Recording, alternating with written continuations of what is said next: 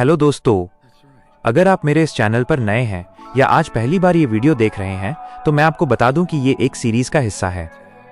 इसलिए पहले जाकर पिछले पार्ट्स देख लें ताकि आपको आज की ये स्टोरी अच्छे से समझ में आए। पुराने पार्ट्स का लिंक आपको डिस्क्रिप्शन या ऊपर आई बटन में मिल जाएगा। कहानी शुरू करने से पहले अगर आप ऐसी ही मजेदार और डार्क व्हाट इफ सीरीज देखना चाहते हैं तो जल्दी से इस वीडियो को लाइक और चैनल को सब्सक्राइब कर लें। तो चलिए बिना किसी देरी के शुरू करते हैं आज की कहानी।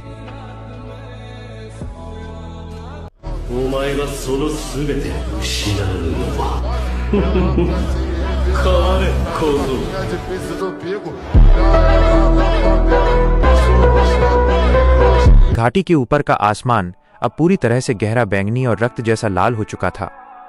नरूटो के चारों ओर 8 विशाल टेल्ड बीस्ट्स किसी पहाड़ की तरह खड़े थे। उनकी ऊर्जा का संगम इतना शक्तिशाली था कि कई मील दूर तक जमीन में दरारें पड़ रही थीं। कुरामा ने अपने विशाल पंजों को जमीन में गाड़ते हुए कहा, नरूटो, हम सब तैयार हैं, लेकिन याद रखना, इन सबकी शक्तियों को एक साथ जोड़ने के लिए तुझे अपने शरीर को एक जीवित पात्र वेसल बनाना होगा। अगर तू जरा भी डगमगाया तो तेरा अस्तित्व मिट जाएगा। नरूटो ने अपनी रिनेगन आंखों को चमकाया और एक ठंडी मुस्कान दी। अस्तित्व तो मेरा तब मिट गया था जब कोनोहा ने मुझे अकेला छोड़ा था।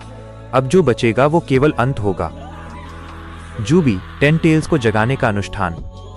नरूटो ने हवा में हाथ उठाए और जीडोमाजो मूर्ति को धरती के अंदर से समन किया। वह विशाल पत्थर की मूर्ति अपनी 9 आंखें खोलकर दहाड़ने लगी। नरूटो ने अपनी रिनेगन की शक्ति का उपयोग करते हुए चक्र की जंजीरें, चक्रा चेन्स निकाली। एक शक्तियों का समागम। एक एक करके सभी 8 बीस्ट्स ने अपना चक्र उस मूर्ति में झोंकना शुरू किया। मटाटाबी की नीली आग, सोन गोकू का लावा और ग्यूकी की असीमित लहरें सब उस मूर्ति के अंदर समाने लगीं। 2 कुरामा का समर्पण। अंत में कुरामा ने अपनी आधी शक्ति उस मूर्ति को दी। मूर्ति की आंखें एक एक करके पूरी तरह खुल गईं और उसकी पीठ से विशाल लकड़ी के कांटे निकलने लगे। 3 नरूटो का परिवर्तन। जैसे ही जूबी 10 टेल्स का अधूरा रूप प्रकट हुआ, नरूटो ने उसके साथ अपना मानसिक और शारीरिक संबंध जोड़ लिया।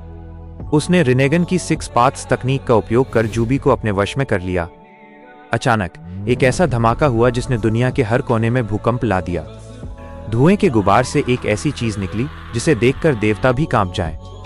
10 पूंछ वाला राक्षस जूबी अब नरूटो के नियंत्रण में था। 4th ग्रेट निंजा वॉर का बिगुल। दूसरी तरफ एलिट शिनोबी फोर्स के मुख्यालय में हड़कंप मच गया। सेंसर निंजा चिल्लाने लगे, चक्र का स्तर इतना ऊंचा है कि उसे मापा नहीं जा सकता। यह कोई निंजा नहीं, यह प्रकृति का प्रकोप है। होकागे जीरैया ने अपनी लाठी कसकर पकड़ी।